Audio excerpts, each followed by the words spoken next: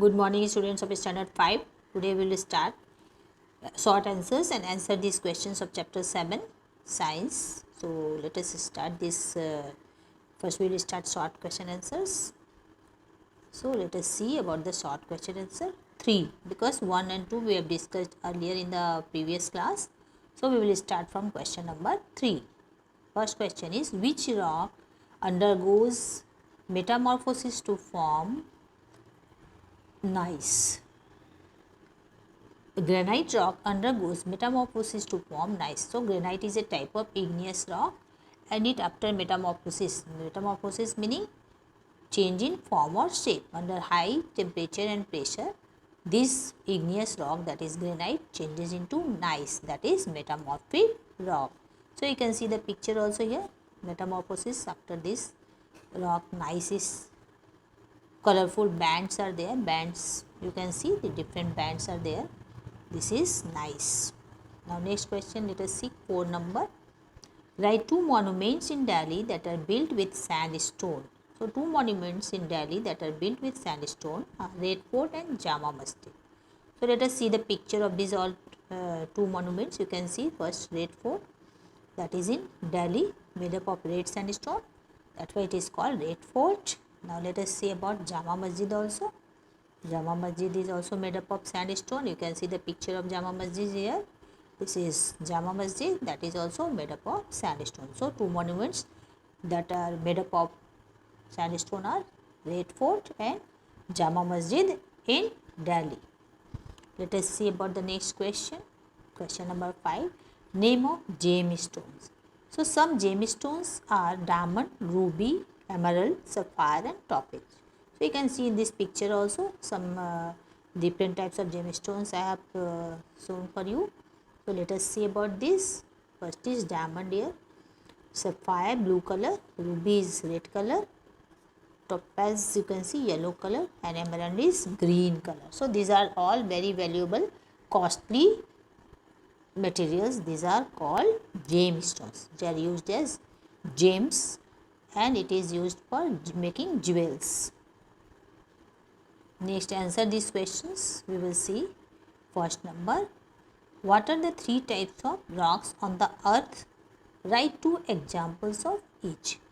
So first number answer, that is the 3 types of rocks on the earth are igneous rock, sedimentary rock and metamorphic rock. So let us give the examples of each of the rock. See.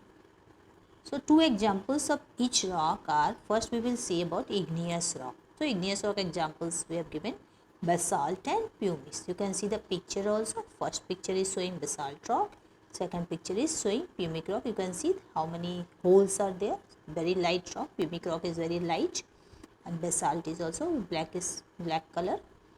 And these are 2 examples of igneous rock. Now let us see about sedimentary rock examples. So sedimentary rock 2 examples are conglomerate and sandstone. You can see the picture also.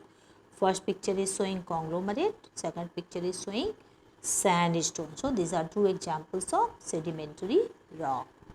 Next we will see about the examples of metamorphic rock. You can see 2 examples of metamorphic rock, slate and marble. Both picture also you can see in this. Let us see about the slate and this is marble. Different types of marble, different varieties and designs of marbles are shown in this picture. So you can see both the examples, slate and marble, that is metamorphic rock. Now next question, let us see question number 2. Write a note on any 2 igneous rock. So 2 igneous rock we will write one by one. First is, any 2 types of igneous rocks are basalt. First let us discuss about basalt. Basalt is an igneous rock that is formed when the lava solidifies on the surface of the earth. So you know all the igneous rocks are formed when the lava cools and solidifies. So when it is formed, when lava cools on the surface, the basalt rock is formed. It is a very hard rock, black colored stone with fine grains. The grains present is very fine. It is used for making statues and grinding stones. Since it is very hard, so it is used to make statues and grinding stone. The salt is also used to make asphalt, which is used to pave roads. Now it is used to pave roads also. So this is the basalt rock. Next rock we will see about this picture, basalt rock. Two types of picture is given about the basalt rock. You can see this picture also, and this is also both showing basalt rock. Now next we will see, next example of igneous rock is obsidian rock. It is another lava rock. Lava rock means it is formed from lava, that is igneous rock. It is formed when lava cools rapidly above the ground. So when lava cools rapidly, that means fast, above the ground, then this obsidian rock is formed. It is dark black or blackish green in color. It has sharp edges and is used in surgeries. Since it has sharp edges, that's why it is used in surgeries. It was used during the Stone Age to make tools like knives and arrows. During Stone Age, when there were no metals, people were making all the tools from stone only.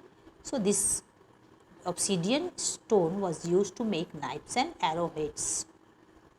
Now next question, we can see the picture of obsidian rock also. We can see how much sharp edges it has. Here also you can see all the edges are very sharp, that's why it is used in surgeries. So it is obsidian rock. It is very black color, hard rock with sharp edges. Now next we will see about the next question number 4. How are metamorphic rocks formed? Metamorphic rocks are formed when igneous or sedimentary rocks are affected by high temperature and pressure inside the earth. So metamorphic rocks are not a new type of rock. It is formed from the existing rock, that is igneous or sedimentary, when they are subjected to high temperature and pressure.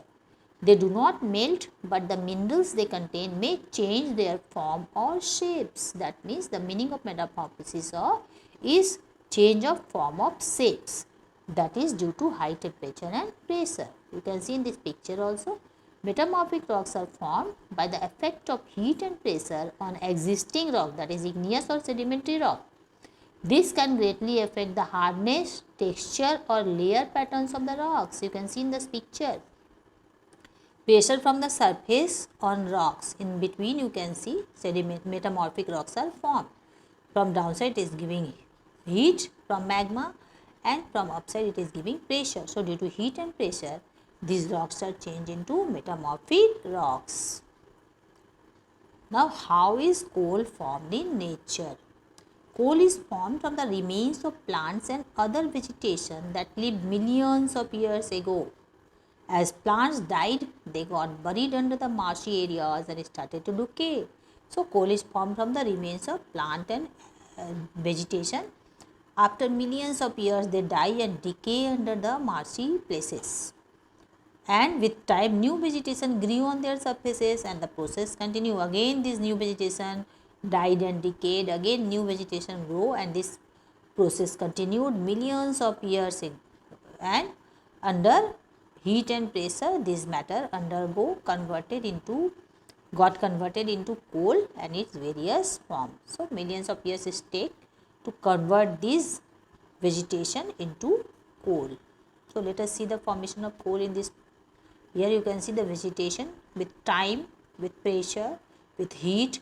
This changes into peat, then lignite, and then to coal. You can see the picture of coal also here. You can see here coal. So these are formed due to high temperature and pressure. Millions of years it take to form. Now next question number 6. What are the uses of coal and petroleum? So answer is uses of coal. First we will discuss. Coal is used as a fuel. Mostly coal is used as fuel because it gives us heat. For heating homes and buildings, for cooking, for producing electricity. In power station, mostly in thermal power station it is used. In steam engines also it is burned to produce steam. In blast furnace in the steel industry it is burned to give the heat in the blast furnace. So it is mostly used as a fuel. Now next you can see how coal is burning and giving heat. So much it is producing heat, that's why it is used as a fuel. Now uses of petroleum. Petroleum is also used mostly as a fuel in different forms such as petrol, diesel and compressed natural gas, that is CNG. These fuels are used to run various modes of transport like a scooter, car, bus and an aeroplane also. It is also used to make lubricating oils, that means to reduce the friction. It is lubricating the machine parts, paints, inks, fertilizers and medicines.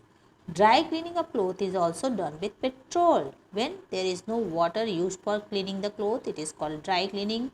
Instead of water, petrol is used to clean the clothes. That's why it is called dry clean.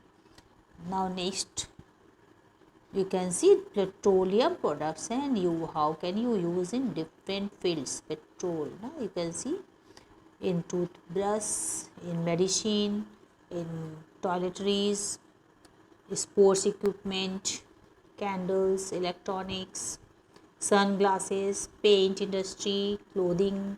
So many different types of uses of petroleum are there. So it is very useful in our daily life. Now question number 7. Why should we conserve natural resources? Write a few ways of conserving resources. So we should conserve our natural resources because it takes millions of years to be formed. If you do not use them wisely, this will be exhausted very soon. That means when we will use it without thinking, we will waste it, then what will happen? We have to wait again millions of years to get these all minerals. So we should not waste them, we should use them wisely. So few ways of conserving natural resources are: first is reuse or recycle. That is the best method. Things made of different metals, plastics, etc. can easily be recycled or reused. You can see the symbol also: recycle, reuse and reduce. That means we should reduce the use of these things and we should recycle them, we should reuse them so that it cannot be wasted. So the first method is that only. Now second method is use fuels, coal, petrol and diesel carefully. If we keep our stoves, scooters and cars in good condition, then they will use less fuel. This helps us to conserve fuel. So we should not waste these all fuels because these are exhaustible and we will get it after millions of years. Third is we should use energy resources like the sun, wind and water. These resources cannot be exhausted. They are available in the nature continuously, na? And we can get it from the nature whenever we want it. It is pollution free also. So we should use sun, wind and water resources. So it cannot be exhausted. And we should preserve the other natural resources that is exhaustible. So you can see this picture also. So solar panels are also there in this picture. You can see solar panels are used to conserve electricity. We can use sun energy, that is solar energy, this solar panels. Next is you can see wind energy. We can use wind energy also, that is also continuously available in the nature to use wind energy. Wind mills are there. Now next you can see hydro energy, that is water energy. We can get the water in the dams and we can use this hydro energy, that is energy from the water also. So that is also we can get continuously from the nature and it is inexhaustible also. So all these natural materials are inexhaustible and we should use them to conserve our other natural resources. So next, thank you students. Next we will meet in the next class. So all about this question answers we will meet in the next class again.